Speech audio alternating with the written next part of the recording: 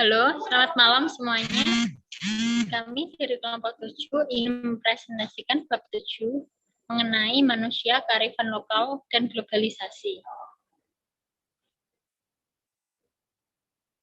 Berikut nama anggota kelompok kami.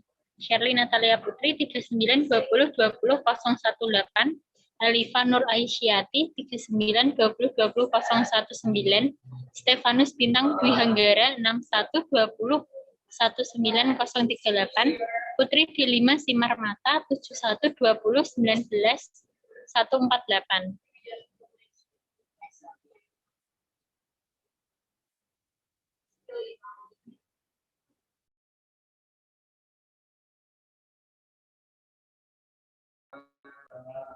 Yang pertama yaitu pendahuluan kearifan lokal.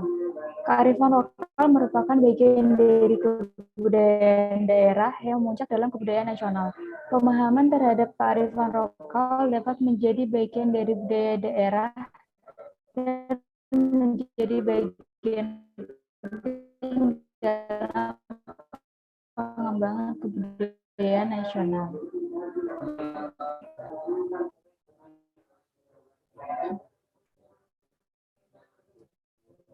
Yang kedua ada local wisdom dan local genius.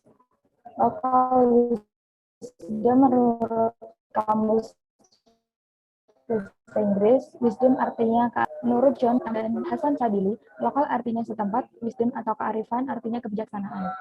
Secara umum, local wisdom adalah gagasan lokal yang bersifat bijaksana, penuh kearifan, bernilai baik yang tertanam di anggota masyarakatnya.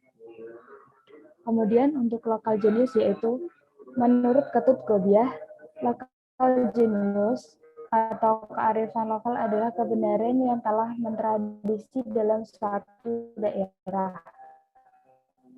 Menurut Haryati Soebadi, identiti atau identitas kebudayaan bangsa yang menyebabkan suatu bangsa mampu menyerap dan mengelola kebudayaan asing sesuai watak dan kemampuan sendiri.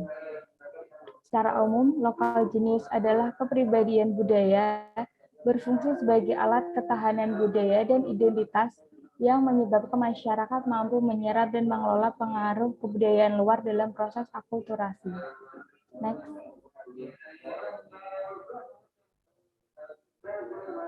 Kemudian untuk ciri-ciri kearifan lokal itu sendiri, yang pertama yaitu mampu mengakomodasi budaya luar. Maksudnya di sini yaitu menyesuaikan budaya luar atau budaya asing yang masuk ke dalam lingkungan masyarakat yang sudah memiliki budaya sebelumnya. Yang kedua yaitu mampu memberi arah perkembangan budaya. Memberikan arahan yang baik karena tidak sesuai kemauan baik oleh kebudayaan asli dan masyarakatnya, di mana kebudayaan luar biasanya yang memberikan kebebasan. Yang ketiga yaitu mampu mengintegrasi budaya luar dari budaya asli. Mengintegrasi di sini maksudnya yaitu menyambungkan atau menyatukan antara kebudayaan luar dan kebudayaan asli, namun tetap menyaringnya dengan baik. Dan yang terakhir yaitu merupakan benteng pertahanan dari pengaruh budaya luar. Memilah-milah mana yang bagus untuk budaya itu sendiri. Selanjutnya akan dijelaskan oleh teman. Terima kasih. B. Fungsi kearifan lokal. 1. Berfungsi untuk konservasi dan pelestarian sumber daya alam. 2. Berfungsi untuk pengembangan sumber daya manusia. 3. Berfungsi untuk pengembangan kebudayaan dan ilmu pengetahuan. 4. Berfungsi sebagai petuah, kepercayaan, sastra, dan pantangan. 5. Bermakna sosial. 6. Bermakna etika dan moral. 7. Bermakna politik atau hubungan kekuasaan patron-klien. Kearifan lokal dapat bertahan walaupun di tengah-tengah perubahan sosial, karena kearifan lokal sudah menjadi sebuah kebiasaan yang dipegang teguh oleh masyarakat dan masih dilaksanakan hingga saat ini. Dari berbagai generasi, karena masih dipercayai dan dipertahankan oleh tokoh adat, tokoh masyarakat, tokoh agama, tokoh pemuda, ataupun tokoh pemimpin daerah setempat. Next slide akan dilanjutkan oleh teman saya. Berikutnya adalah kearifan lokal Nusantara sebagai kekayaan bangsa. Kearifan lokal adalah kekayaan bangsa yang ternilai harganya. Kearifan lokal ini memiliki karakteristik dan mengandung nilai-nilai luhur, serta memiliki masa-masa serta sumber nilai dan inspirasi dalam strategi memenuhi kebutuhan hidup, serta mempertahankan dan merajut kesejahteraan kehidupan manusia. Slide selanjutnya. Contoh beberapa daerah kearifan lokal yang terdapat di daerah Indonesia yaitu terdapat dalam Provinsi Papua, di mana dalam Provinsi Papua ini terdapat kepercayaan Tearo Neweak Lako atau alam adalah aku. Dan di dalam Provinsi Papua ini juga terdapat gunung-gunung yaitu Gunung Esbert dan Grasberg yang dipercaya sebagai pelindung. Dengan demikian, pemanfaatan sumber daya alam yang ada di provinsi itu harus digunakan secara hati-hati. Berikutnya berasal dari Serawai, daerah Bengkulu, di mana dalam daerah ini terdapat keyakinan Celako Kumali, yang berarti kelestarian lingkungannya terwujud. Dan keyakinan ini yaitu memiliki tata nilai tabu dalam berladang dan tradisi tanam tanjak. Berikutnya daerah Kenyah atau Kalimantan Timur, terdapat tradisi Tamaulen, di mana dalam Kalimantan Timur ini terdapat kawasan hutan yang dikuasai dan menjadi milik masyarakat adat, serta pengelolaan tanahnya diatur dan dilindungi oleh aturan adat dan masyarakat. Dan begitu juga berbagai macam kearifan lokal yang terdapat di daerah Indonesia yang tidak dapat disebutkan secara satu persatu. Selanjutnya akan dijelaskan oleh teman saya. Oke, terima kasih. Selanjutnya akan saya menjelaskan yang di pengelolaan kearifan lokal di tengah globalisasi. Kearifan lokal perlu dikelola dengan baik di tengah arus globalisasi. Pengelolaan yang baik akan senantiasa menghidupkan kearifan lokal di dalam masyarakat secara luas. Pengintegrasian ke dalam tatanan nilai, sikap, dan perilaku menjadi sangat penting demi kelangsungan kearifan lokal sebagai jati diri bangsa.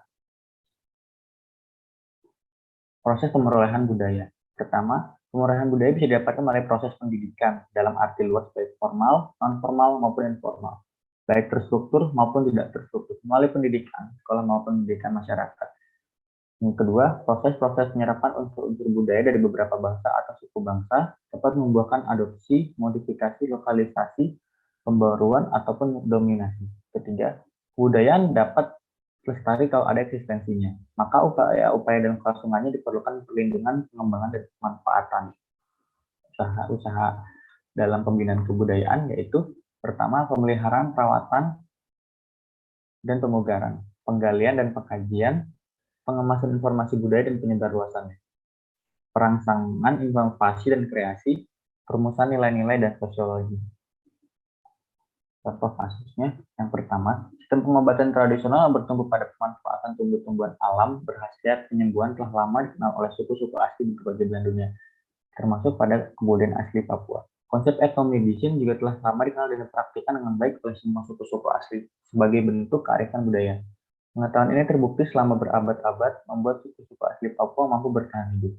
Dalam pandangan suku Papua, pengetahuan keterampilan tentang pengetahuan desa yang telah menjadi bagian dari sistem adat. Yang kedua, menelaah lebih jauh tentang pengertian medicine dalam sistem kebudayaan asli Papua. Satu pernyataan penting yang perlu dikemukakan adalah pengetahuan ini telah membentuk identitas asli budaya Papua atau yang disebut Papuan Tribe of Identity. Nah, selanjutnya, beberapa ancaman kekayaan hayati dan budaya pengobatan tradisional Papua.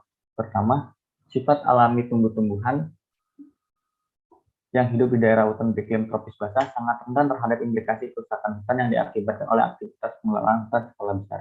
Kedua, konversi lahan skala besar untuk tanaman perkebunan monokultur, kebijakan pemerintah di sektor pembangunan kesehatan orang Papua. Selanjutnya akan dilanjutkan oleh teman saya.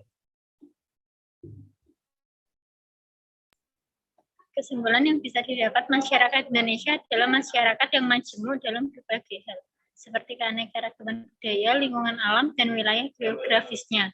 Dengan demikian, kearifan lokal tidak dapat dilepaskan dari kebudayaan masyarakat yang mendukungnya, sebab kearifan lokal ini berasal dari ide atau gagasan yang kemudian diaplikasikan dalam tahapan praktek. Oleh sebab itu, sampai saat ini kearifan lokal perlu dikelola dengan baik, termasuk di tengah arus globalisasi. Pengelolaan dengan cara baik akan senantiasa menghidupkan kearifan lokal dan masyarakat secara luas. Sekian presentasi dari kelompok kami. Jika ada kesalahan, mohon dimaafkan. Terima kasih.